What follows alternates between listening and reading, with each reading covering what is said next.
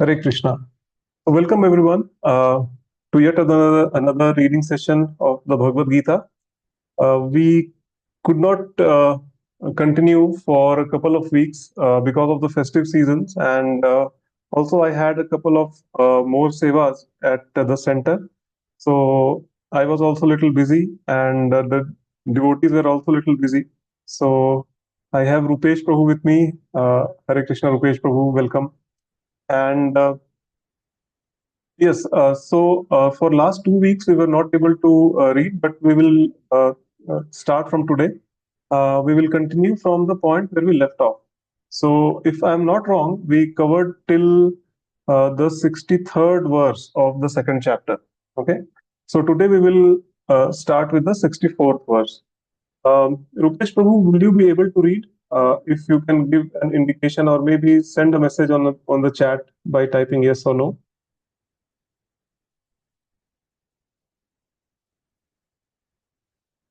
Or you can simply raise the hand to indicate that you will be able to read.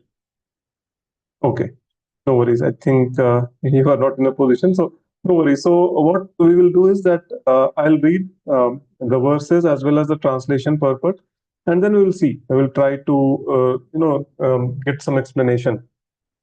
And apart from that, we will cover maybe 2 to 3 verses today.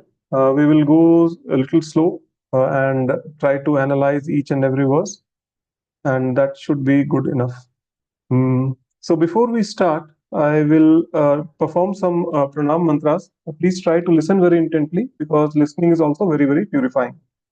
Om Jnanatimirandhasya Jnananjana Chakshurunmilitam Yena Tasmai Shri Guruve Namaha Shri Chaitanya Manobhishtam Sthapitam Yena Bhutale Swayam Rupah Kadamahayam Dadati Swapadantikam Vandeham Shri Gururo Shri Yuta Padkamalam Shri Gurun Vaishnavamscha Shri Rupam Sagrajatam Sahagana Raghunathanvitam Tam Sajivam Sadvaitam Savadhutam Parijana Sahitam Krishna Chaitanya Devam Shri Radha Krishna Padan Sahagana Lalita Shri Vishakhanvitamscha He Krishna Karuna Sindhu Deenbandhu Jagatpate Gopesh Gopika Kanta Radha Kanta Namastute तप्त कांचन गौरांगी राधे वृंदावनेश्वरी वृषभानुसुते देवी प्रणमामि हरिप्रिय वाञ्छाकल्पतरुभ्यश्च कृपा सिन्धुभ्य एव च पतितानां पावनेभ्यो वैष्णवेभ्यो नमो नमः नमो महावदन्याय कृष्ण प्रेम प्रदायते कृष्णाय कृष्ण चैतन्य नामिने गौरत्विषे नमः नमः ओं विष्णुपादाय कृष्ण पृष्ठाय भूतले श्रीमते भक्तिवेदांत स्वामिन्निति नामिने नमस्ते सारस्वते देवे गौरवाणी प्रचारिणे निर्विशेषा शून्यवादी पाश्चात्य देश तारिणे जय श्री कृष्ण चैतन्य प्रभु नित्यानंद श्री अद्वैत गदाधर श्रीवासादि गौर भक्तवृंद हरे कृष्णा कृष्ण कृष्ण हरे हरे हरे राम राम राम हरे हरे मुखम करोति वाचालं पंगुम लंघिते गिरि यत्कृपा तमहं वन्दे श्रीगुरुं दीनतारिणं परमानंद माधवम श्री चैतन्य ईश्वर हरि ओम.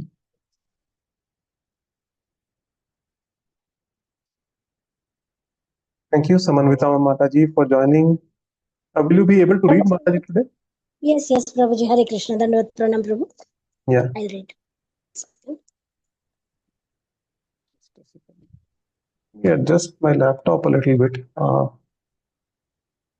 Yeah, hopefully it's better now. Okay. So yes, just to repeat, Mataji, what I was discussing is that last time we covered until verse number 63 of the second chapter. So today we'll start with verse number 64. We'll try to cover 2 to 3 verses because we are not going in a hurry now. Okay, and slowly we will take verse by verse. So let me share the screen and.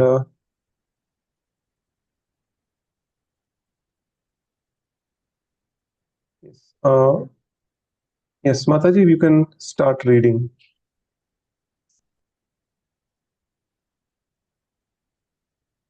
रागद्वेष विमुक्तैस्तु विषयानिन्द्रियैश्चरन् आत्मवैश्यर्विधेयात्मा प्रसादम् अधिगच्छति. So the translation. You can read the translation and the purport. We'll go completely now, okay, with the translations and purports. Yeah.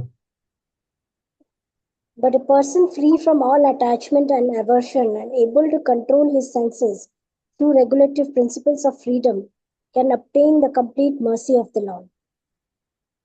Purport. It is already explained that one may externally control the senses by some artificial process, but unless the senses are engaged in the transcendental service of the Lord, there is every chance of a fall. A person in full Krishna consciousness may apparently be on the sensual plane. Because of his being Krishna conscious, he has no attachment to sensual activities. The Krishna conscious person is concerned only with the satisfaction of Krishna and nothing else. Therefore, he is transcendental to all attachment. If Krishna wants, the devotee can do anything which is ordinarily undesirable. And if Krishna does not want, he shall not do that which he would have ordinarily done for his own satisfaction.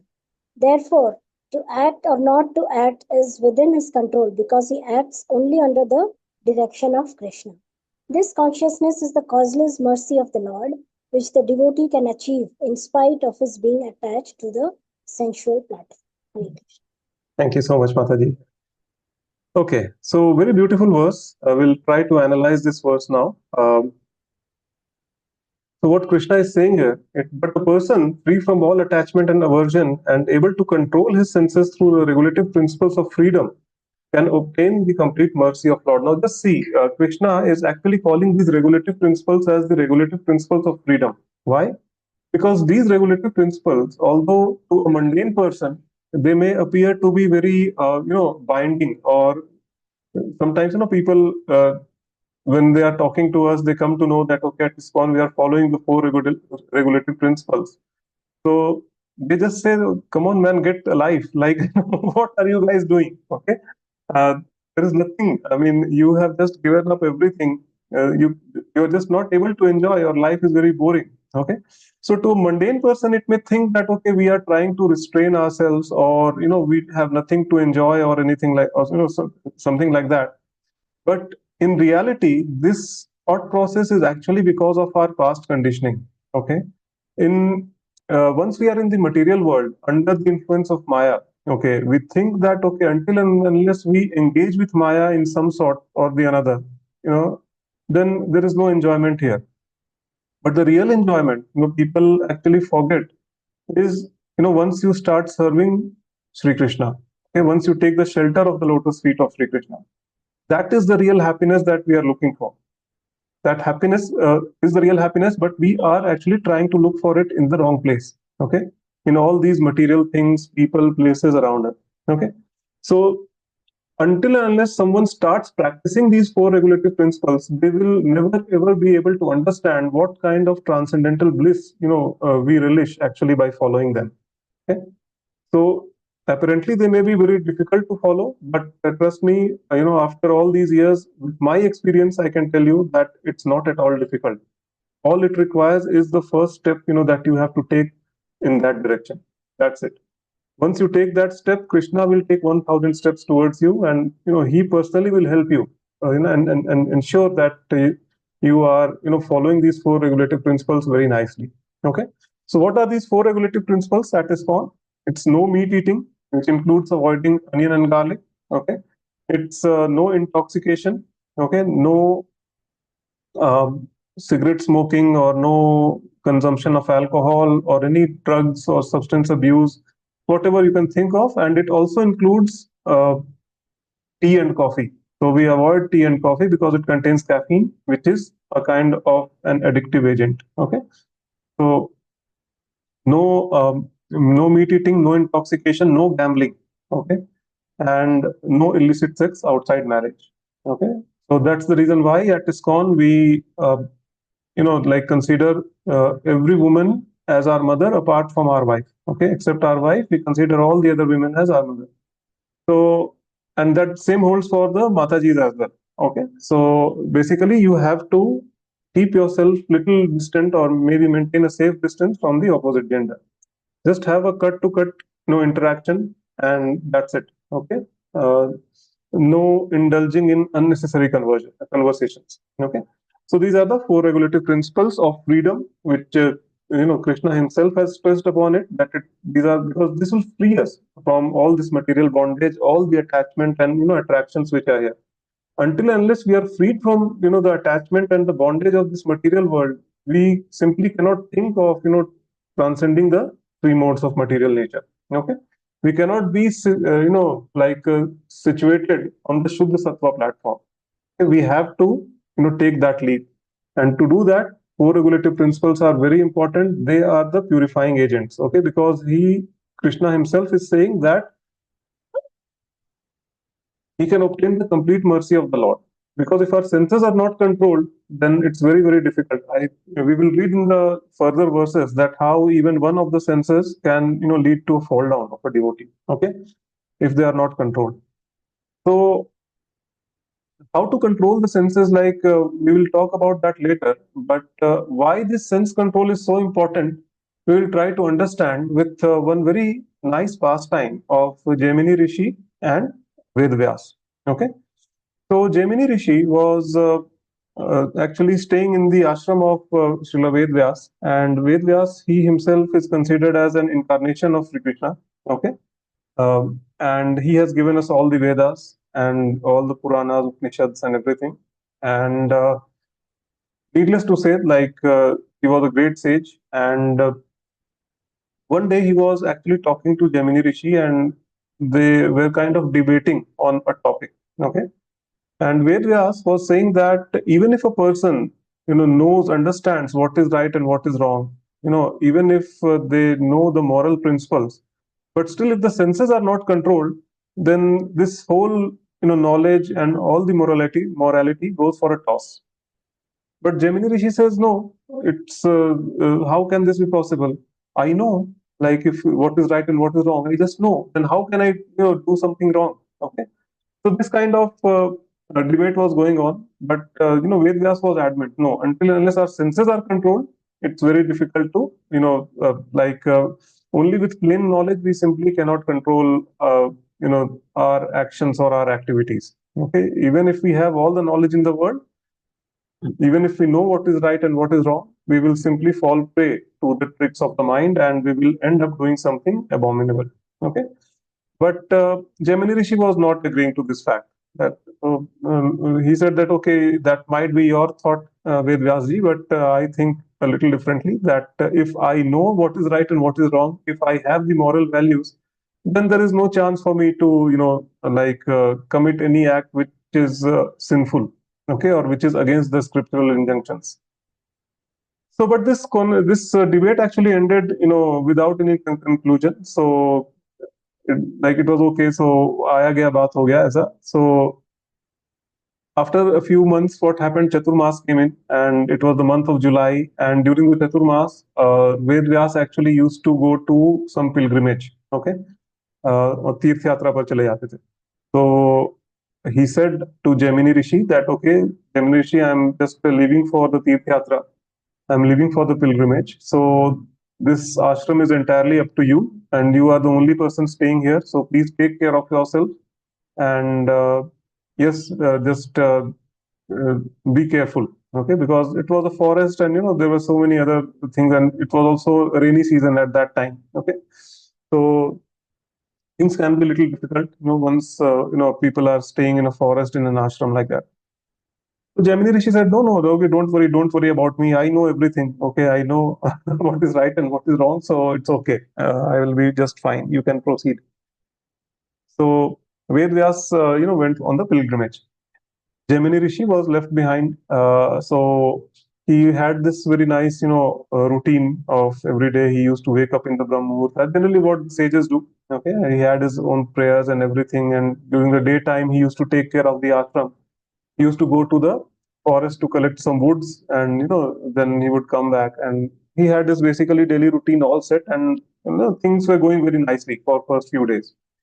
And slowly what happened, that July passed, August came in, and it was a rainy season. Okay, so the weather was very unpredictable. People, like, you will never know when it will rain, especially in India. Okay, when it's most of the time it's raining only. Okay, in July, August. So one day, Gemini Rishi went to the forest to collect some woods and started raining there.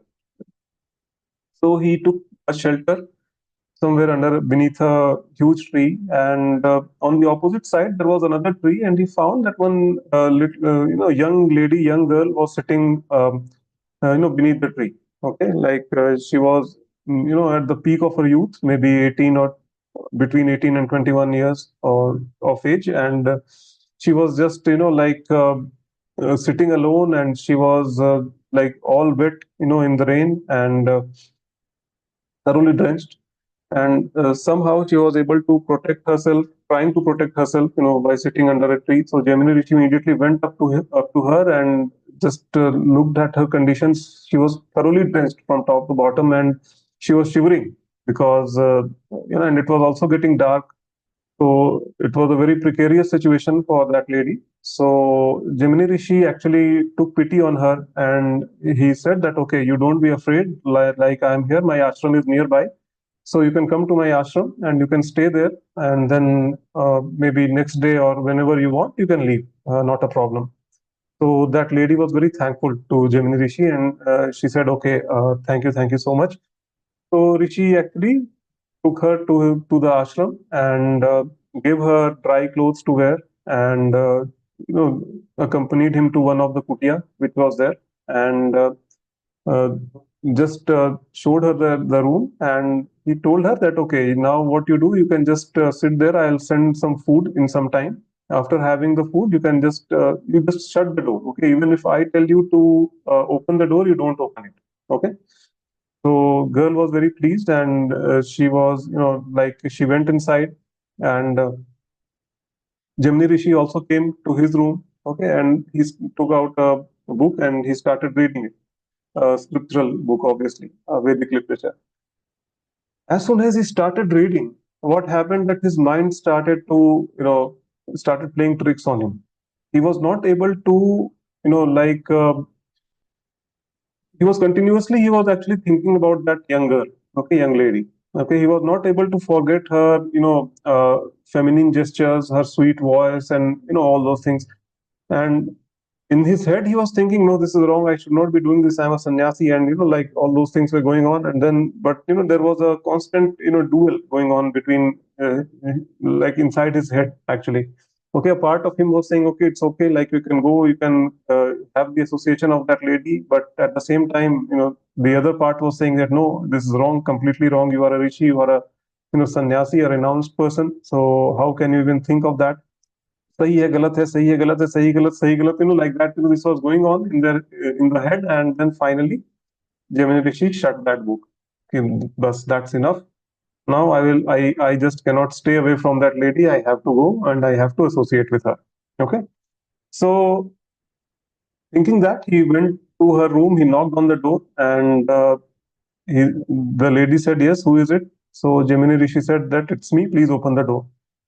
So the lady said, no, I will not open it, because you only told some time back that even if I ask you to open the door, you should not be opening it.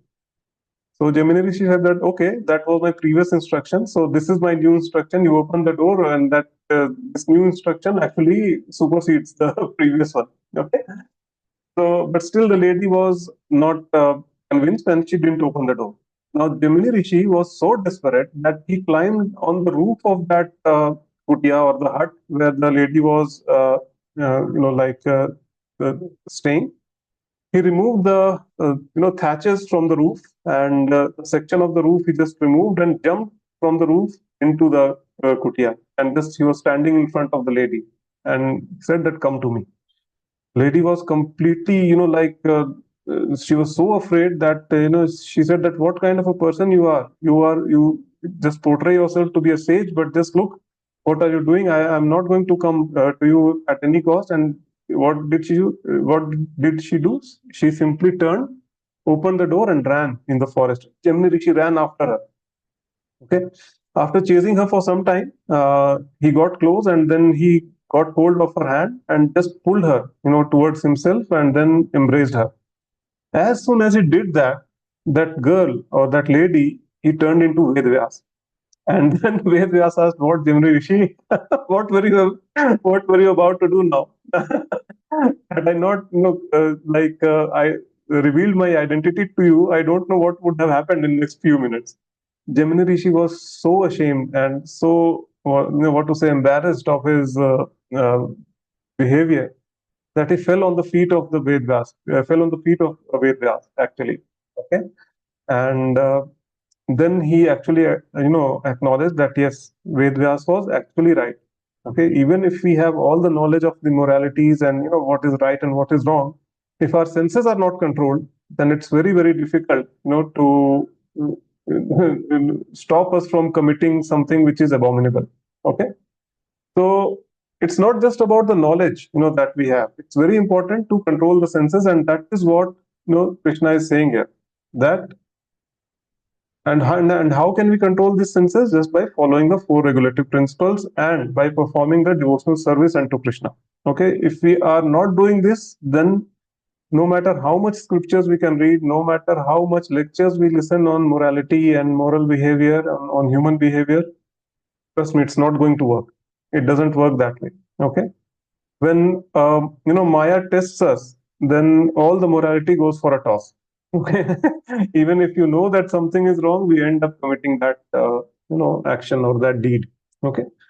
So this is the what to say um, uh, a summary basically of this verse, that we have to control our senses in every way, and only then we can even think of making little progress on the path of spirituality. If not, then it's very, very difficult. And in the subsequent verses, we will see that how senses are very strong. Okay. So, is there anyone who has joined in? No, only. Okay, I'll read this one, and then maybe Mataji, you can read the next one. So 65, verse number 65, it goes like this.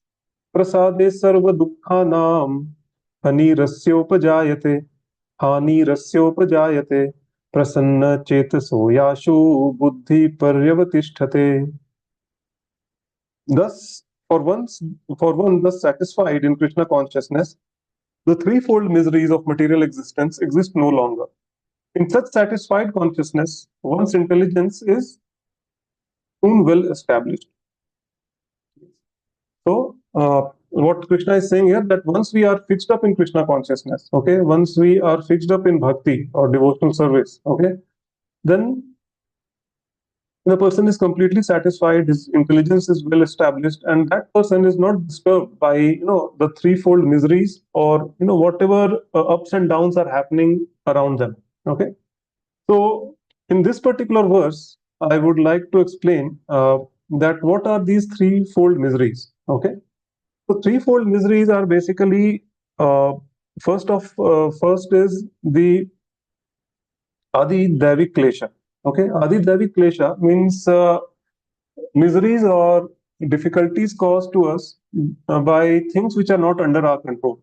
Okay, that means by natural calamities generally. Okay, if there is a flood or if there is a drought or if there is a snowfall or anything. Okay, which causes destruction of our property or lives, or it causes diseases or something like that. Okay, so those are miseries caused by the natural disasters which are not under our control. So those are known as the Adi Daivik Klesha.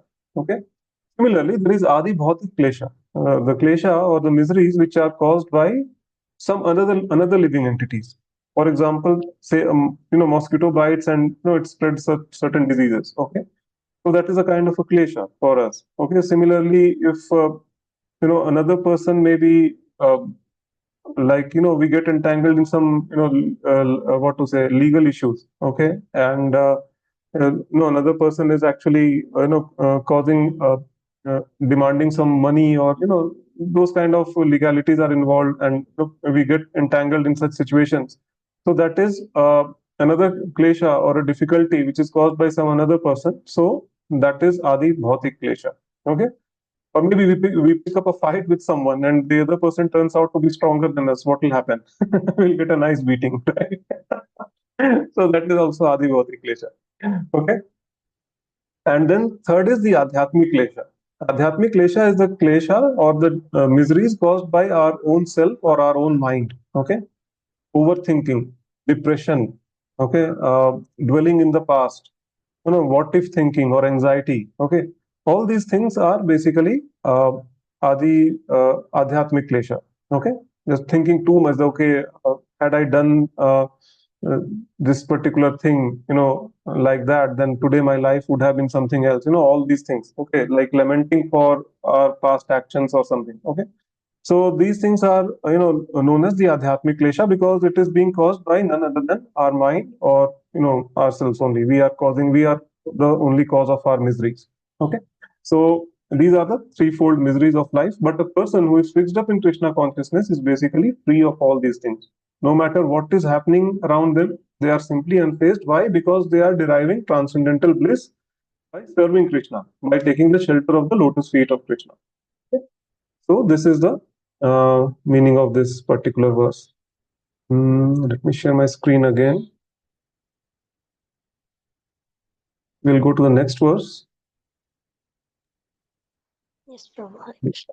Yes, Mataji, can you please read? Yeah, Prabhu. नास्ति बुद्धिरयुक्तस्य न चायुक्तस्य भावना न चाभावयतः शान्तिरशान्तस्य कुतः सुखम्. Yeah. Translation. Translation: one who is not connected with the Supreme in Krishna consciousness can have neither transcendental intelligence nor a steady mind, without which there is no possibility of peace. And how can there be any happiness without peace? But unless one is in Krishna consciousness, there is no possibility of peace.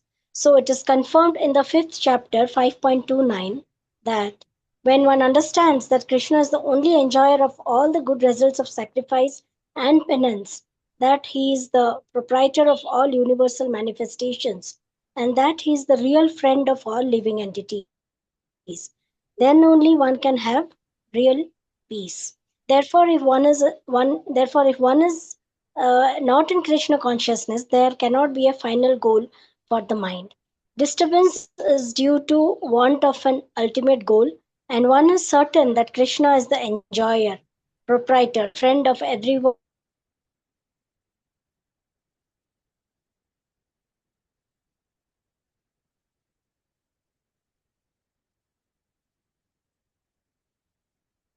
real peace. I'm not able to hear you, Mataji. Then Krishna consciousness is a self-manifested, peaceful condition which can be achieved only in relationship with Krishna. Hare Krishna. Hare Krishna.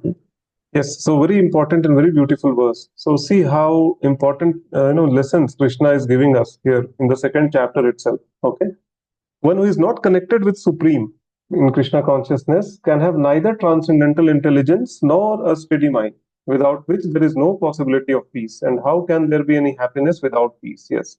So Krishna is giving us the secret towards happiness. That first of all, we have to be peaceful from within.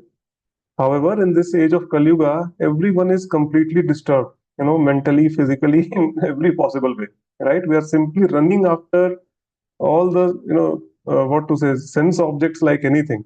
That maybe if I get this, I'll be happy. If I get that, I'll be happy. Maybe if I, like buy a new house, I'll be happy. If I have, an extended property here and there, I'll be happy. All these things. We are trying to find happiness in all these material things and activities, right? But there is no question of peace here. Okay, and the peace formula of Bhagavad Gita is actually given in 5th chapter, verse number 29. Okay, and what does it say? Bhokta Ram Yagat Tapasam Sarvalok Maheshwaram Suhridam Sarvabhutanam Gyatva Mam Shantim Richati. Okay, what this verse means is Bhokta Ram Yagat Tapasam. Krishna is the enjoyer of all the sacrifices and penance. Okay, and it's Sarvalok Maheshwaram. He is the like Maheshwar or the controller of all the spiritual and material worlds. Okay, and Suhridam Sarva Bhutanam. is the eternal well-wisher and a friend of each and every living entity.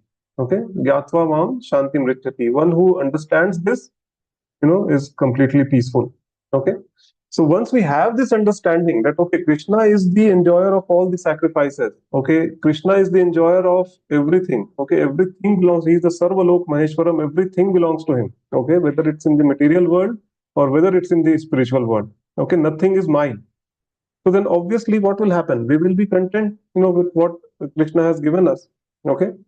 So very nice verse is there in the Ishopnishad. I think it's the second verse, and it says something like this. We call it the Ishavasya principle. Okay. Ishavasyam idam sarvam yat kincha jagatyam jagat tena taktena bhundita ma gridha kasya svidhanam. Okay. Which means everything animate or inanimate belongs to the Supreme Lord, and one should accept only as much as it is set aside for their quota and should not accept anything else, knowing well to whom they belong.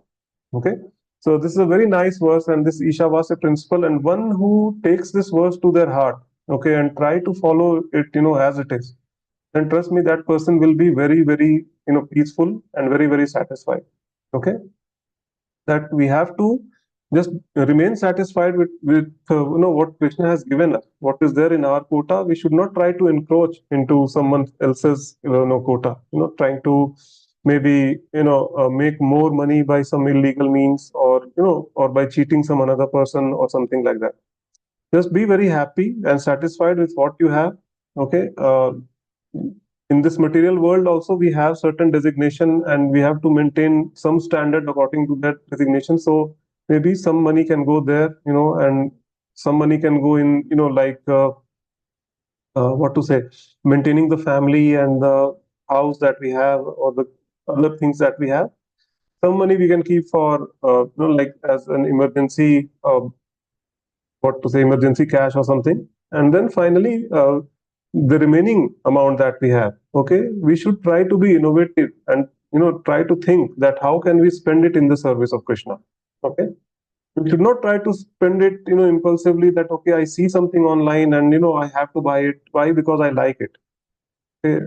I don't need it, but I have to buy it. Why? Because I just liked it. Okay? There is a difference between what I need and what I want. Okay, there's a big difference between that. So whenever we feel an impulse to purchase something, you have to just take a pause and ask yourself that okay, do I need this thing? If the answer is no, then better try to utilize that money in the service of Krishna. Okay, like we can invite Vaishnavas at our home, and we can have a nice kirtan and a katha at our homes, and then like we can feed them nice prasadam. That can be an ideal use of the extra surplus money that we are having. Okay. So this is the Ishavasya principle, or this is the peace formula, the 29th verse of the Bhagavad Gita, that everything belongs to Krishna.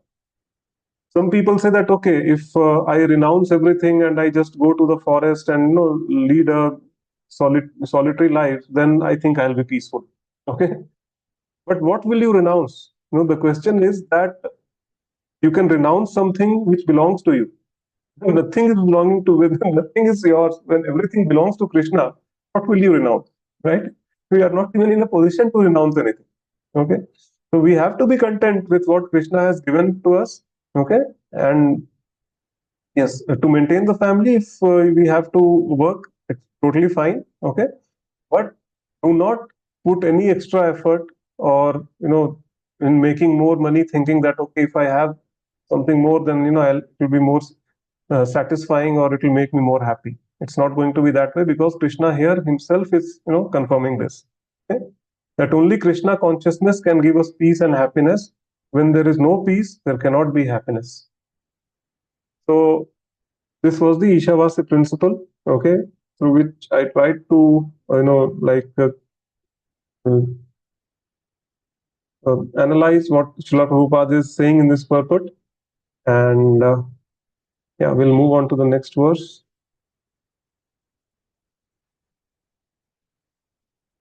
This is the last verse that we'll take, and this is a very important verse.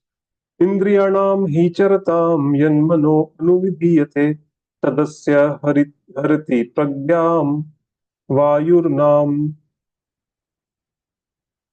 ivambhasi. As a strong wind sweeps away a boat of water, even one of the roaming senses on which the mind focuses can carry away a man's intelligence. Okay, unless all the senses are engaged in the service of the Lord, even one of them engaged in gratification, sense gratification, deviate the devotee from the path of transcendental advancement. As mentioned in the life of Amrish Maharaj, all of the senses must be engaged in Krishna consciousness, for that is the correct technique of controlling the mind. Yes, so mind can be controlled only when all the senses are engaged in Krishna consciousness. Okay, Amrish Maharaj was one example, right? All the 10 senses, 5 knowledge acquiring senses and 5 working senses, he, he simply engaged them in the service of Krishna. But it's very difficult today, right? Like there are so many distractions. I was just listening to one of our senior ISKCON devotees, and he made a very valid point. Okay, there that in the previous yugas, it was actually easy to control the mind. Why? Because the distractions were not there. Okay, like everyone had very high moral standards, and everyone was practicing Krishna consciousness, and you were continuously in the association of devotees. Okay, so it was not possible for someone to be too distracted.